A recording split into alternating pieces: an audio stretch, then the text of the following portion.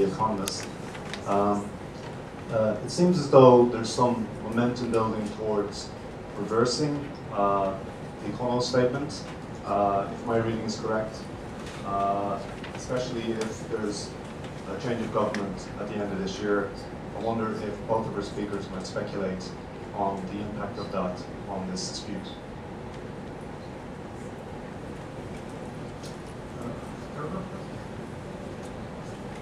Yeah, I am aware that in some of the discussions took place, particularly at the Diet, there was a kind of rising emotion that the Kono statement should be reversed. My speculation whether it will happen, I don't know. I mean, it depends very much on what kind of government we are going to formulate, and how what will be moved at the Diet be when it will be reconvened. I hope that it will not take place. But other than the domestic aspect of this issue, maybe there is one thing which I need to say from international point of view. As I said, I am in support of the Kono statement. I think there still is a possibility between the two governments to come up with some kind of new measure in accordance with which at least we could give some substantial new measures to express further our sense of apology in concrete terms. But if there is a growing feeling that Japan is really pushed to the corner internationally, and I don't think I need to explain to you what kind of pressure is mounting. If we really feel that we are pushed too much to the corner, that could be reflected in a way to deny the Kono statement. So current Korean effort to internationalize the issue and to particularly to insist on this criminal legal responsibility of Japan, possibly in conjunction with the crime against humanity. To me, this may be strategic for the Korean approach. If it is really pushed too hard, that could invite a counter-reaction in Japan, which is not helpful. In my view, for my national interest, but for the interest of our bilateral relationship, and to the interest of Japan's position worldwide. So my key message is my advice to the Japanese that we should accept what we did in the past, look at straightforwardly, and continue this position based on humility. That is my advice to the Japanese. But internationally, I hope the issue will not be pushed too much, too hard on Japan. And internationally, there should be a room to accept that Japan's position based on humility. I hope that I made my explanation sufficient. Thank you. Professor Park, you want to ask? この会場にいらっしゃるニュースライターの方々はこの談話についてご承知の方が多いと思うんですが、この談話というのは一体どういうものだったのかということをまず簡単に確認したいんですけども、いわゆる当時慰安所の設置管理については日本軍が直接ないし間接的に関与したということをまず認めた。それから慰安所の募集に対して関係が直接に加担したこともあった。そしてこの慰安婦の朝鮮人慰安婦のですね、装について、管理について本人の意思に反して行われたことがあった。で最後に、多数のですね、女性の名誉と尊厳を傷つけたと、この程度の、内容なんですね。で実は日本の、政治家たちの多くが言ってるのは、慰安婦からの事情聴取だけで、このような歴史的事実を認定していいのかという、これは裏返せば慰安婦の方々は嘘を言ってるんですという問題提起が一つあります。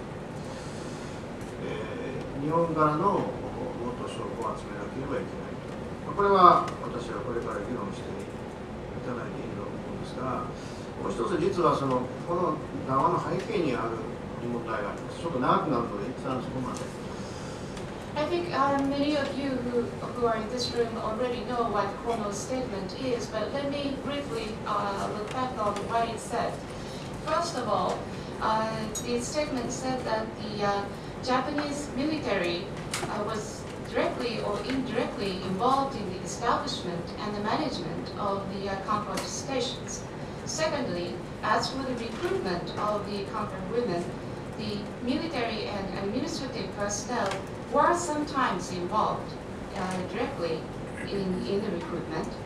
And thirdly, as for the transfer and the control of the comfort women, it was conducted against their will.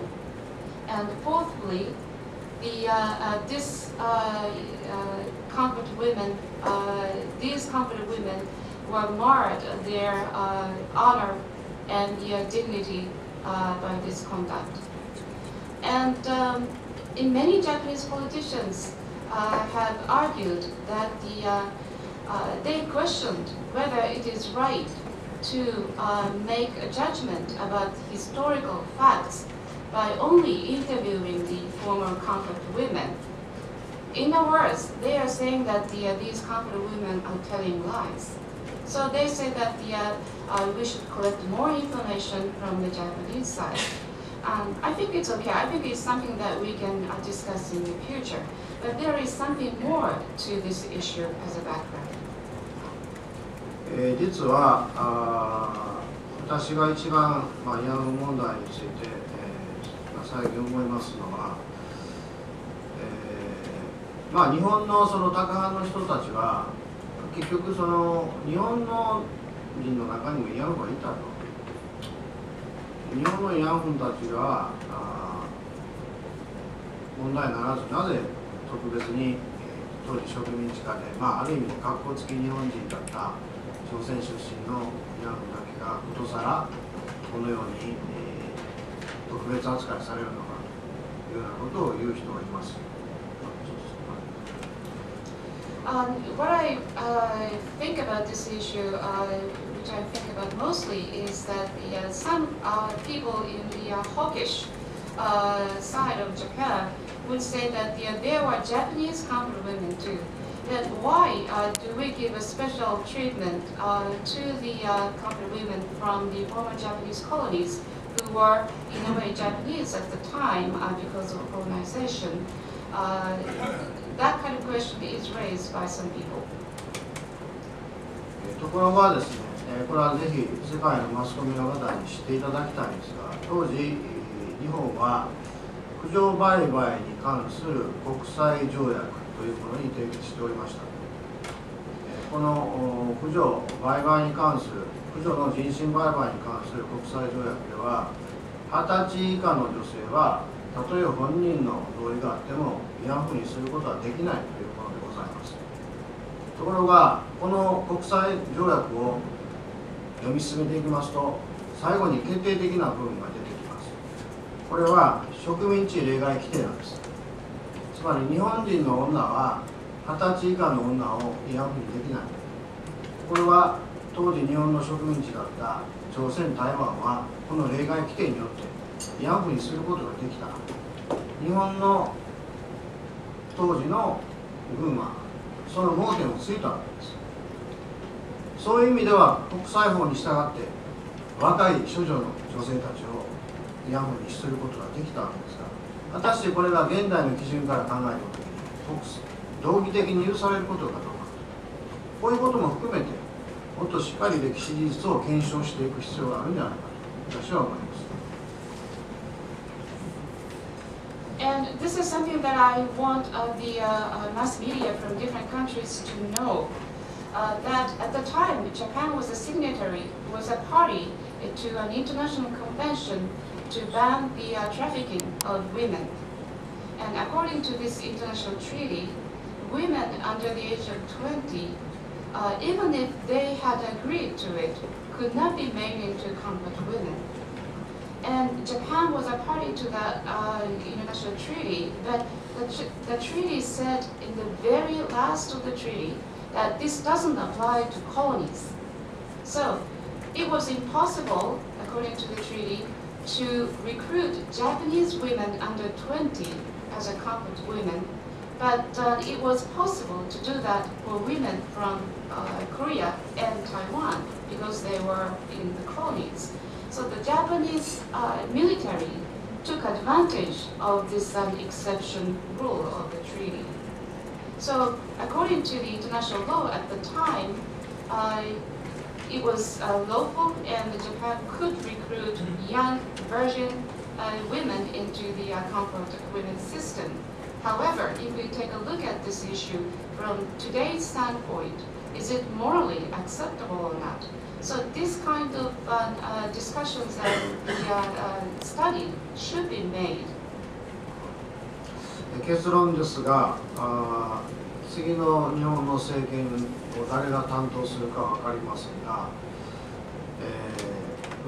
私の地元の大阪でものすごい勢いを伸ばしている維新の会でありますとか、あるいは日本の自民党の高派である安倍さんなんていう人がもし総理になった場合、この行動談話は見直される可能性が非常に高まっていくと私は思っています。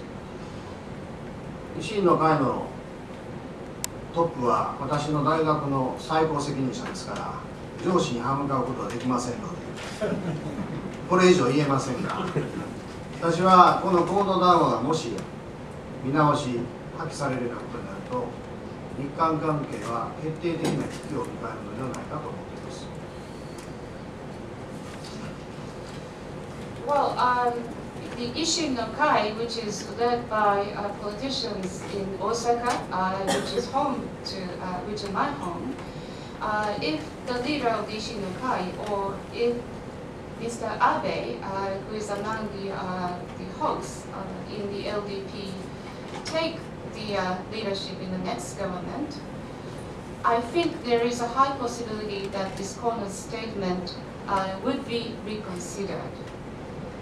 And the leader of the Ishin no Kai is also the person responsible for my own university.